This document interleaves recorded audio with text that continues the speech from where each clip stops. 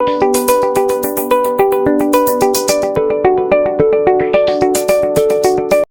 Students, welcome to Chemistry Wizard. और आज हम पढ़ने जा रहे हैं discovery of subatomic particles, structure of atom. Lecture number 2 है ये, और इसके अंदर हम लोग इलेक्ट्रॉन की, प्रोटॉन की और न्यूट्रॉन की डिस्कवरी पढ़ने वाले हैं। तो discovery of subatomic particles जो था वो एक बहुत बड़ा ब्रेक थ्रू था एटॉमिक स्ट्रक्चर की हिस्ट्री के अंदर।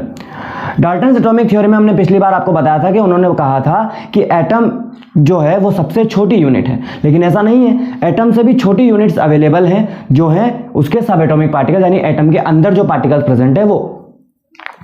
तो उनकी डिस्कवरी एटम के स्ट्रक्चर पता करने में, एटम का मास पता करने में और बहुत सारी कैलकुलेशन करने में बहुत ज़्यादा काम में आई, और एटम का स्ट्रक्चर पता करने में बहुत ज़्यादा इंपॉर्टेंट रोल उन्होंने निभाया। सबसे पहला जो हमारे पास सब एटॉमिक पार्टिकल है, discovery of subatomic particles, ये हमारा लेक्चर है आज का। ठीक है, तो सबसे पहले जे थॉमसन ने, कुछ कहां पर थॉमसन लिखा हुआ है, कहीं पर थॉमसन लिखा हुआ है, 1897 के अंदर discharge tube experiment, discharge tube experiment का यूज कर क्या किया, डिस्चार्ज ट्यूब एक्सपेरिमेंट का यूज कर इलेक्ट्रॉन की डिस्कवरी की। अब इलेक्ट्रॉन की डिस्कवरी किस तरीके से की, जरा वो हम देखते हैं। एक बेसिक सा डायग्राम मैं बनाऊंगा यहां पर, और उसी डायग्राम से सारी बातें हो जाएगी आज के लेक्चर की। डायग्राम क्या है जरा ध्यान से देखिएगा। ये एक ट्यूब है हमारे पास, छोटी सी प्यारी सी खूबसूरत सी ट्यूब बनाई हमने। यहां पर हमने लगा दिया है एग्जॉस्ट पंप, जहां से अगर हमें कुछ निकालना हो तो हम निकाल लेंगे। ठीक है, वैक्यूम बनाया है हमने। यहां पर हमने लगा दिया है एक सर्किट,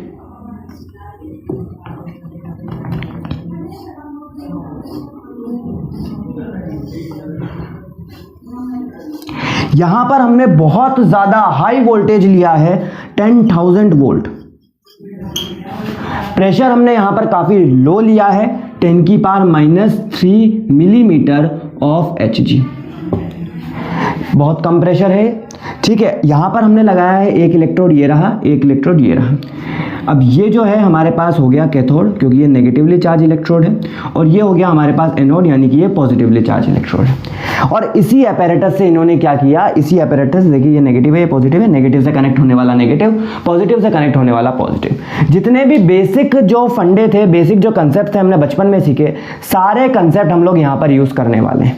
किस तरीके से जरा देखिएगा, ये इसका पार्ट नहीं है ना।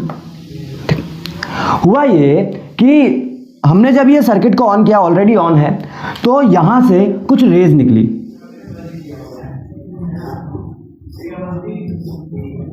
ठीक है, अब इस रेज निकली है कि नहीं निकली है पता कैसे चलेगा।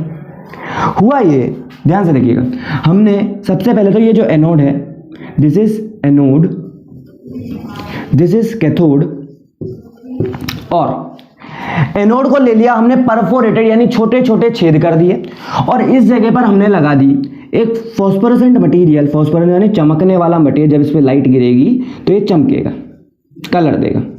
यहां पर लगा दिया जो था हमारे पास जिंक सल्फाइड। अब क्या हुआ, जब ये रेज यहां तक पहुंची तो इसने कलर देना शुरू किया, यानी कि इसने ग्लो करना शुरू किया, इसने दिखना शुरू किया, यानी हमें पता लग गया कि yes there is something from cathode to anode is travelling. कुछ ऐसा है जो कैथोड से एनोड की तरफ ट्रैवल कर रहा है, और उन्हीं का नाम था कैथोड रेज। अब ये जो कैथोड रेज हैं, इनकी क्या कैरेक्टरिस्टिक्स हैं, इनके अंदर क्या अवेलेबल है, इनके अंदर कौन सा चार्ज अवेलेबल है, ये हमको देखना है। यानी कि हमको देखनी है characteristics of cathode rays. Cathode rays की क्या देखनी है हमको, कैरेक्टरिस्टिक्स। सुबह सुबह 6 बजे अगर आप रिकॉर्डिंग करते हैं तो आपको आलू के पराठे बनने के लिए आलू उबलने वाली कुकर की सीटी की आवाज़ ज़रूर सुनाई देगी। हमारे मोहल्ले में बहुत ज़्यादा सुनाई देती, क्या कर सकते। चलिए, पहला ऑब्वियसली दिख रही है, कैथोड रेज कैथोड से निकलकर एनोड की तरफ जा रही है। कैथोड रेज कैथोड की तरफ से एनोड की तरफ जा रही है। Cathode rays travels from cathode to anode, यानी negative terminal to positive terminal. उसके अलावा हमने किस तरीके से ऑब्जर्व किया? Observed with the help of phosphorescent material that is called as zinc sulphide. Zinc sulphide की मेटल से हमने किया। और बताइए सर, इसके अलावा इन द एब्सेंस ऑफ, दूसरा हो गया, तीसरी, in the absence of magnetic और electric field they travel in straight line. जब तक इनके ऊपर कोई इलेक्ट्रिक फील्ड या मैग्नेटिक फील्ड नहीं लगेगा, ये स्ट्रेट लाइन में ट्रेवल करेंगे। सर आपको कैसे पता लगा? हमने क्या किया, इन जो रेज ट्रेवल कर रही थी उनके बीच में एक पतला सा मेटल का पीस रख दिया। नॉन मेटल भी लेते तो काम चल जाता। मेटल का पीस रखा और हमको इसकी शेडो दिखाई दी इस जगह पर। हमने परफोरेटेड लिया तो लाइट यहां तक जा रही है, हमको इसका शेडो दिखाई दिया कैथोड के अपोजिट डायरेक्शन में। इससे हमें क्या पता लगा कि इस डायरेक्शन, भाई लाइट अगर स्ट्रेट ट्रेवल नहीं करेगी तो शेडो नहीं दिखेगी। शेडो एकदम यहां दिखाई दे रही है, यानी कि ये स्ट्रेट ट्रेवल कर रही है। बात समझ में आ रही है? बोलो बच्चों। इसके अलावा 1 2 3 हो चुका है। चौथा, ये मटीरियल वेव्स है। मटीरियल वेव्स का मतलब होता है कि इनके अंदर कुछ है। कुछ क्या है? जिसके पास मास है, जिसके पास वेलोसिटी है। सर ये कैसे पता लगा? देखिए, ट्यूब का एक्सपेरिमेंट वो का वही है, इसलिए मैं इसके अंदर छोटे छोटे चेंजेस कर रहा हूं एक एक के बाद। देखिए, हुआ ये कि हमने जब पैडेड व्हील रखा, एक पहिया रख दिया यहाँ पर, पहिया जिसके ऊपर क्या लगी हुई है, ये ब्लेड्स लगी हुई हैं, ठीक है, सर्कुलर नहीं है पूरा। एक पैडेड व्हील यहां पर रख दिया हमने देखा जब लाइट यहां से ट्रेवल कर रही, मतलब ये रेस जब यहां से ट्रेवल कर रही हैं, तब क्या हो रहा है? ये पैडेड व्हील घूम रहा है। कोई चीज कब हिलेगी, कोई चीज कब मूव करेगी? जब इससे कोई दूसरी चीज टकराएगी या इसको एनर्जी ट्रांसफर होगी। ये एनर्जी कब ट्रांसफर होगी? जब यहां पर इसके पास क्या हो? मास और वेलोसिटी हो, 12mv² की फॉर्म में या और किसी फॉर्म में एनर्जी ट्रांसफर हो, ठीक है। यानी कि ये जो वेव्स है, ये मटेरियल वेव्स हैं, इनके पास मास और वेलोसिटी दोनों हैं। क्लियर है बच्चों? बोलो, आ रही है बात समझ में? तो सर ये है क्या एक्चुअली? ये है, समझिएगा, हमने क्या है यहां पर रखी हुई है गैस, वो बहुत ज्यादा लो प्रेशर पे हमने रखी हुई है गैस, काफी लो प्रेशर से। लो प्रेशर का कारण क्या है? लो प्रेशर का कारण है एक्सेलरेशन। कैसे? देखिए, अगर मान लीजिए लो प्रेशर है, मतलब कि गैस के पार्टिकल्स दूर दूर है, यानी एक दूसरे से टकराएंगे तो एक दूसरे को एक्सेलरेशन देंगे। लेकिन अगर पास पास होते तो एक्सेलरेशन नहीं दे पाते। एक्सेलरेशन नहीं दे पाते तो आयोनाइज नहीं हो पाते। आयोनाइजेशन का मतलब है कि इनको एनर्जी मिली, इनके अंदर से इलेक्ट्रॉन जो आउटर मोस्ट शेल में थे वो इजेक्ट हुए और बाहर निकले, और उन्हीं इलेक्ट्रॉन्स की वजह से ये पैडल्ड व्हील रोटेट कर रहा है। आ रही है बात समझ में? तो लो प्रेशर की वजह से, एक्सेलरेशन की वजह से हमने लो प्रेशर को रखा है, हमने अपनी मर्जी से रखा हुआ है। इसके अलावा स्टीरियल वेव्स हैं, उनके अंदर क्या है? इलेक्ट्रॉन्स अवेलेबल हैं। यानी ये जो कैथोड रेज हैं, इनके अंदर क्या है? इलेक्ट्रॉन्स हैं। क्या है? इलेक्ट्रॉन्स है। आ रही है बात समझ में? चलिए, इसके अलावा सर इसका चार्ज क्या है, वो कैसे पता लगेगा? देखिए, जब हमने इस ट्यूब के अलोंग क्या लगाया? एक इलेक्ट्रिक फील्ड लगाया, तो ये जो रेज है वो ऐसे ट्रेवल करने लगी। यानी कि जब हमने एक इलेक्ट्रिक फील्ड लगाया अक्रॉस द ट्यूब, तो क्या हुआ? इसने बेंड करना शुरू किया पॉजिटिव टर्मिनल की तरफ, because they are negatively charge rays. ये क्या है? नेगेटिवली चार्ज रेज हैं, और नेगेटिवली चार्ज होने की वजह से इन्होंने क्या करना शुरू किया? पॉजिटिव टर्मिनल की तरफ मूवमेंट करना शुरू किया। ये थी इनकी कैरेक्टरिस्टिक्स। एक और इंपॉर्टेंट कैरेक्टरिस्टिक्स है, वो क्या है कि ये एक्सरेज प्रोड्यूस करती हैं। क्या प्रोड्यूस करती हैं? एक्सरेज प्रोड्यूस करती है। जब भी इनको स्ट्राइक करेंगे हम किसी हैवी या फिर स्ट्रॉन्ग मेटल पे, हार्ड मेटल पे, यानी कि टंगस्टन है हमारे पास, टंगस्टन जो है, मोलिब्डेनम जो है, ये हार्ड मेटल्स होते हैं ना, इनका मेल्टिंग पॉइंट, बॉइलिंग पॉइंट बहुत ज़्यादा होता है। तो इन पर जब हमने इन रेस को जो है वो बम्बार्ड करवाया, तो इन्होंने एक्सरेज प्रोड्यूस की। एक और बात, हमने यहाँ पर कोई और गैस ली, अगली बार कोई और गैस ली, उसके बाद कोई और गैस ली, कोई चेंज नहीं आया। इसके चार्ज बाय मास रेशियो में कोई चेंज नहीं आया। ठीक है, यानी कि हम ये कह सकते हैं कि electrons are the basic constituent of all atoms. हर एटम के अंदर इलेक्ट्रॉन एक बेसिक कंस्टिट्यूएंट है। क्यों? क्योंकि हमने देखा कि गैस का नेचर चेंज करने पर इलेक्ट्रॉन का charge by mass ratio change नहीं हो रहा है। Charge by mass ratio change नहीं हो रहा है। इजी सी बात है बिल्कुल। ठीक है, क्या किया हमने? कोई और गैस लगा दी, कोई और गैस लगा दी। हुआ क्या होगा कि आयनाइज भी हुआ होगा तो इलेक्ट्रॉन निकल रहा होगा। एक इलेक्ट्रॉन निकलेगा या दो इलेक्ट्रॉन निकलेगा या तीन इलेक्ट्रॉन निकलेगा। हर इलेक्ट्रॉन की अपना अपना एक वर्चस्व है, अपना अपने एक अवेलेबिलिटी है, अपने स्पेस में खुद अपनी जो है वो आइडेंटिफिकेशन है। तो एक इलेक्ट्रॉन से रेज निकल रही है, मतलब एक इलेक्ट्रॉन की वजह से जो रेज बन रही है उससे दूसरे से कोई लेना देना नहीं है। यानी कि उस इलेक्ट्रॉन रेज जो कैथोड रेज है उसके कैरेक्टरिस्टिक में कोई चेंज नहीं आ रहा। अगर हम क्या नहीं कर रहे, मतलब गैस का जो नेचर है वो चेंज कर रहे हैं, तो इलेक्ट्रॉन के अंदर जो रेज है उसके नेचर के अंदर कोई चेंज नहीं आ रहा। क्लियर है? क्लियर है। इसके बाद क्या हुआ बच्चों, जे थॉमसन ने अपना एक एक्सपेरिमेंट किया, यानी कि मैग्नेटिक और इलेक्ट्रिक फील्ड दोनों साइमल्टेनियस लगा के एक दूसरे के perpendicular charge by mass ratio निकाला। किसका? हमने इलेक्ट्रॉन का चार्ज बाय मास रेशियो निकाला, जिसकी जो वैल्यू थी वो थी 1.75 इंटू 10⁻⁻11। इसकी यूनिट क्या होगी? ऑब्वियसली ऊपर चार्ज है तो मतलब कूलम, नीचे मास है यानी कि केजी इनवर्स। बस, तो इन्होंने चार्ज बाय मास रेशियो निकाला। फर्दर 7-8 सालों की मेहनत के बाद मिलिकन ने अपने ऑयल ड्रॉप एक्सपेरिमेंट से इलेक्ट्रॉन का क्या निकाला? चार्ज निकाला। इलेक्ट्रॉन का क्या निकाला? चार्ज निकाला, यानी कि E बराबर 1.6 इंटू 10⁻⁻। मिलिकन ने क्या निकाला? चार्ज निकाला इंटू 10⁻⁻19 कूलम। और अगर मैं इस E को यहाँ रख दूंगा तो इसका मास आराम से निकल जाएगा, तो कोई दिक्कत ही नहीं है। तो इलेक्ट्रॉन का मास भी हमने यहाँ पे निकाला 9.109 इंटू 10⁻31 kg। तो ये 3 इंपॉर्टेंट डेटा है जो हमें याद रखने हैं। कभी दिया होता है, कभी नहीं दिया होता। ये क्या है? इलेक्ट्रॉन की डिस्कवरी हमने यहाँ पर देखी।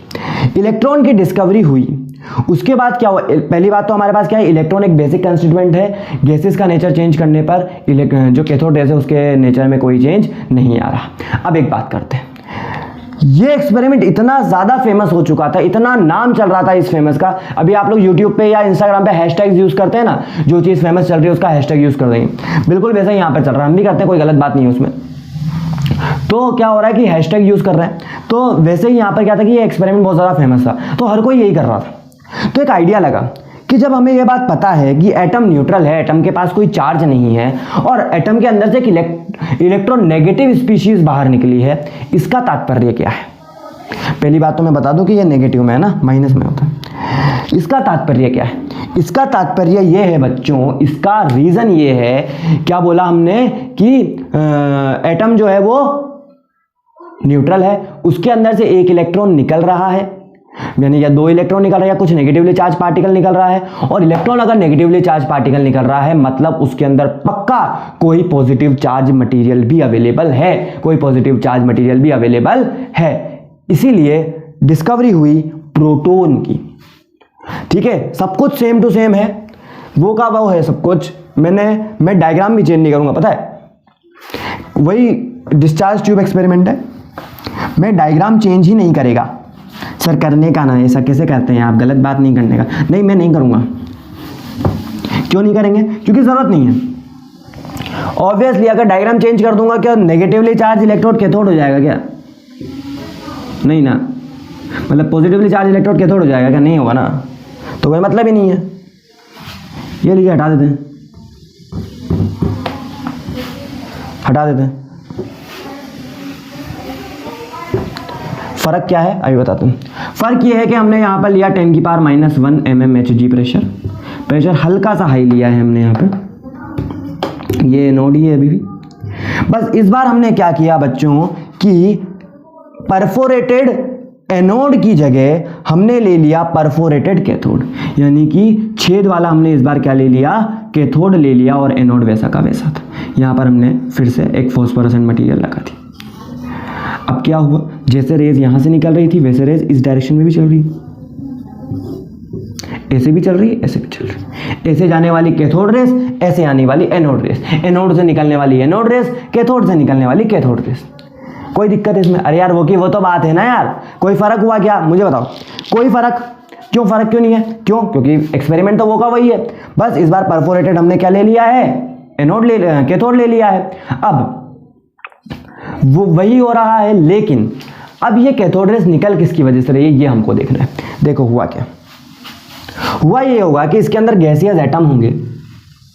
अरे अरे अरे ये क्या हो गया घुमाते घुमाते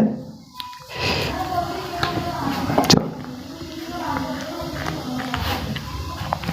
हुआ ये होगा कि ये एटम होगा, एटम में से एक इलेक्ट्रॉन निकला होगा या दो इलेक्ट्रॉन जितने भी निकले होंगे उतना पॉजिटिवली चार्ज आयन बन गया होगा। लेकिन समझिएगा बात को, अगर यहाँ पर कुछ और होता तो, जैसे मैग्नीशियम, अच्छा ये तो गैस नहीं, कोई भी एटम है ए, इसमें से दो इलेक्ट्रॉन निकल जाते तो A2+ हो जाता सर। लेकिन इलेक्ट्रॉन भी तो दो निकल, लेकिन अलग अलग इलेक्ट्रॉन की अपनी अपनी एग्जिस्टेंस है सर। प्रोटॉन की भी तो एग्जिस्टेंस है, लेकिन वो एटम से बाहर नहीं निकल रहा। तो अगर डाई पॉजिटिव आयन है तो उसके अकॉर्डिंग जो है उसके अकॉर्डिंग चार्ज होगा एनोड रेस के अंदर। तो इस वजह से इसकी जो प्रॉपर्टी है वो थोड़ी सी चेंज हुई। कैरेक्टरिस्टिक पहले ही देखिए, एनोड रेस पॉजिटिवली चार्ज होती हैं, सुन लीजिए, एनोड रेस पॉजिटिवली चार्ज होती हैं। एनोड रेस स्ट्रेट लाइन में ट्रेवल करती हैं। एनोड रेस पर जब मैं इलेक्ट्रिक फील्ड लगाऊंगा, टाइम वेस्ट नहीं करना फालतू, इलेक्ट्रिक फील्ड लगाऊंगा तो इस बार एनोड रेस कैथोड रेस की जगह मतलब नेगेटिव की तरफ बेंड हो जाएगी। क्यों? क्योंकि जो पॉजिटिव है किसको अट्रैक्ट करता है? नेगेटिव को अट्रैक्ट करता है। लेकिन properties of anode rays unlike cathode rays depend on the nature of the gas. Reason, क्योंकि जो कैथोड रेस का पॉजिटिव चार्ज है वो पॉजिटिव चार्ज आयन की वजह से आ रहा है, तो वो चार्ज तो प्लस भी हो सकता है, +1 हो सकता है, डाई पॉजिटिव हो सकता है, ट्राई पॉजिटिव हो सकता है। इसका मतलब ये नहीं है ना कि उसका जो कैरेक्टर है वो सेम आएगा। भाई एक के ऊपर चार्ज है प्लस, एक के ऊपर है 2+, एक के ऊपर है 3+। बात समझ में आ रही है? जो रिलेटिव चार्ज है उसके बाद एक बार +1 चार्ज है, किसी के पास +2 चार्ज है, तो बात गलत हो जाएगी। इस वजह से याद रखिएगा कि जो एनोड रेज है वो डिपेंड करती हैं, है ना, ट्रू फॉल्स में आ जाता है कभी कभी, या बोलते हैं करेक्ट स्टेटमेंट बताइए। तो कैथोड रेज का कैथोड रेज की कैरेक्टरिस्टिक्स नंबर ऑफ मतलब कि गैस का नेचर पे डिपेंड नहीं करती, ट्रू। एनोड रेज की कैरेक्टरिस्टिक गैस के नेचर पे डिपेंड नहीं करती, फॉल्स करती है। क्लियर है? क्लियर है? चलिए, कैथोड रेज एनोड रेज का ओरिजिन, ये जो ट्रू फॉल्स में आते हैं सवाल, एनोड रेज का ओरिजिन किस वजह से हुआ? एनोड रेज का ओरिजिन हुआ जो आयनाइजेशन हुआ गैसेस का, तो जो पॉजिटिवली चार्ज आयंस बने उसकी वजह से। Cations formed by ionisation of gases, yes, atom give rise to the anode rays. Clear है? छोटा सा टॉपिक, बिल्कुल इंपॉर्टेंट क्या था, हमको डिस्चार्ज ट्यूब एक्सपेरिमेंट पढ़ना था, वो हमने पढ़ लिया इलेक्ट्रॉन के डिस्कवरी के टाइम। प्रोटॉन की डिस्कवरी में सेम चीज़ें हुई, कुछ कैरेक्टर्स चेंज थे वो हमने बता दिए। लास्ट पे आते हैं हम लोग, डिस्कवरी ऑफ न्यूट्रॉन। यूनिफाइड मास के बराबर होता है लगभग इसका जो मास है, प्रोटॉन का मास। इलेक्ट्रॉन का मास हमने बता दिया, प्रोटॉन का मास जो होता है ना वो यूनिफाइड मास के बराबर होता है। ठीक है, कितना होता है? 1.67 mass of proton into 10⁻⁻24 gram. Clear है? सर आपने उसका केजी में लिखा था, इसका भी केजी में लिख के दो वरना मजा नहीं आएगा हमको। सीखा है ना फर्स्ट चैप्टर के अंदर? किलोग्राम को ग्राम में कैसे कन्वर्ट करते हैं? 10⁻³ से मल्टीप्लाई कर देते हैं। सर यहाँ पे तो माइनस से किया, -3 से क्यों किया? क्योंकि छोटी चीज को बड़ी चीज में कन्वर्ट करना। अब लास्ट जाता है न्यूट्रॉन का। यार मास ऑफ एटम अभी भी जस्टिफाई नहीं हो रहा, अब क्या करें जनाब? अब क्या करेंगे हम लोग कि एक और जेम्स चैडविक, उन्होंने कहा कि यार पता है उन्होंने क्या किया? उन्होंने बेरिलियम की शीट ली। अभी इंटरेस्टिंग पार्ट तो अब आने वाला है, इंटरेस्टिंग तो ये भी है। उन्होंने क्या ली? बेरिलियम की शीट ली, और बेरिलियम की शीट पर क्या बेरिलियम की शीट पर बम्बार्डमेंट करवाया, किसका? हीलियम के पार्टिकल। ये सेट है, सेट ऐसे करके क्या हुआ, उसके अंदर से एक न्यूट्रॉन निकला। बेरिलियम का पहले नंबर पता करते हैं क्या है। Hydrogen, helium, lithium, beryllium number 4। Beryllium कितना है, नंबर 4। मास कितना है, 9। जब हमने इसकी हीट करवाई, हीलियम 2 4, तो क्या हुआ इसके अंदर एक C12 निकला, 6C12 निकला, और 4 और 9 कितना होता है, 13 होता है। एक न्यूट्रॉन निकला जिसके ऊपर चार्ज तो कुछ नहीं था, लेकिन मास 1 के बराबर, यानी यूनिफाइड मास के, वो जो हमारे पास म्यू में मास होता है ना, उसके बराबर होता है। असल में हम लोग प्रोटॉन के मास को ही यूनिफाइड मास मानते हैं ना। तो ये हुई किसकी, न्यूट्रॉन की डिस्कवरी इस तरीके से। और इससे हमें कुछ जो डाटा मिला है वो क्या मिला है, देयर आर 3 सब atomic particles available in the atom, और भी होते हैं लेकिन 3 मेन सब एटॉमिक पार्टिकल्स हैं जिनके सिंबल, जिनका नाम है इलेक्ट्रॉन, सिंबल है E, प्रोटॉन सिंबल है P, और न्यूट्रॉन सिंबल है N, जिसका एब्सोल्यूट जो चार्ज है वो -1.602 इंटू 10⁻19 कूलाम है, और दूसरे का +1.602 इंटू 10⁻19 कूलाम है। एक का प्लस में है, एक का नेगेटिव में है। किसका, इलेक्ट्रॉन का नेगेटिव में है, प्रोटॉन का पॉजिटिव में है। रिलेटिव चार्ज अगर मैं बोलूं तो एक का -1 है, दूसरे का +1 है। न्यूट्रॉन में कोई चार्ज नहीं है। मास की अगर बात करें तो मास इलेक्ट्रॉन का बहुत ज़्यादा कम है, 9.10 इंटू 10⁻31 kg। ज़्यादा आगे नहीं बोल रहा मैं, ठीक है। अगर मैं बात करूं वहीं पर प्रोटॉन की तो वो है 1.672 इंटू 10⁻27 kg। और अगर मैं न्यूट्रॉन की बात करूं तो 1.6749 इंटू, यानी कि हल्का सा ज़्यादा है किससे, प्रोटॉन से। अगर मैं म्यू में बात करूं तो 0.00054 जो है वो इलेक्ट्रॉन का मास है, यानी इलेक्ट्रॉन का मास जो है वो प्रोटॉन के मास से बहुत कम है, क्योंकि जो हमारे प्रोटॉन के मास हैं और न्यूट्रॉन का मास है वो 1 के अप्रोक्सीमेटली 1 के इक्वल है, यानी 1 यूनिफाइड मास के इक्वल है। बात समझ में आ रही है। इसलिए हम लोग जब भी एटॉमिक मास को कंसिडर करते हैं, मास नंबर को कंसिडर करते हैं, तो number of proton plus number of neutron को कंसिडर करते हैं। क्लियर है, क्लियर है। तो ये थे हमारे सब एटॉमिक पार्टिकल्स। इनके ऊपर ज़्यादा टाइम नहीं देना, इसलिए मैंने ज़्यादा लंबा लेक्चर नहीं बनाया, ज़्यादा डिटेल में नहीं गए। आपके जो सिलेबस है, आपकी जो रिक्वायरमेंट है, उसके हिसाब से हमने इसको जितना खींचना सकता था खींच लिया है। आप चाहो तो इसको फास्ट फॉरवर्ड में देख सकते हो कि बहुत स्लो पढ़ाया मैंने, ठीक है। अब हम लोग बात करेंगे आगे जाकर discovery of subatomic particles, हो गया तो Thomson atomic model, Rutherford atomic model, उसके बाद आएंगे बोहर एटॉमिक मॉडल पे। तब तक के लिए ऑल द बेस्ट।